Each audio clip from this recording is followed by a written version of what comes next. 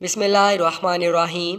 जब हज़रत नूह अलैहिस्सलाम कश्ती बना रहे थे तो एक मोमना बूढ़ी औरत रोज़ अल्लाह के नबी के पास अपनी गठरी लेकर आती और कहती, ए अल्लाह के नबी, कब कश्ती रवाना होगी? हज़रत नूह अलैहिस्सलाम फरमाते, अभी देर है। वो औरत शाम तक बैठी रहती और फिर उठकर चली जाती। एक दिन हज़रत नूह अलैहिस्सलाम ने फरमाया, ए औरत, जब जाना हुआ तो तुम्हें बता दिया जाएगा। ये औरत वापस चली गई और इंतज़ार करने लगी कि कब नूह अलैहिस्सलाम बुलाएंगे।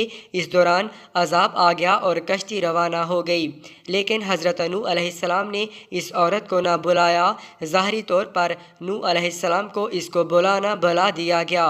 जब तूफ़ान थमा तो एक दिन हज़रत नूह अलैहिस्सलाम के दिल में मोहब्बत उठी कि शहर को देखूं जहां से चला था। वहां आए और करीब जाकर देखा तो एक झोंपड़ी में दिया जल रहा था।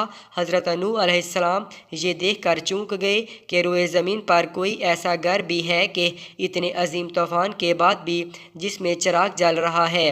उन्होंने वहाँ तकबीर बुलंद की तो वो औरत सामान लेकर आ गई और कहने लगी, या नबी अल्लाह, क्या कश्ती तैयार है? चलें। हज़रत नूह अलैहिस्सलाम ने हैरत से इसको देखा और कहा कि बुढ़िया, क्या तुम्हें कुछ भी पता नहीं चला? वो कहने लगी, या नबी अल्लाह, क्या पता नहीं चला? कहा, इतना बड़ा सैलाब आया, बारिश आई, तुम्हें कुछ भी पता नहीं चला?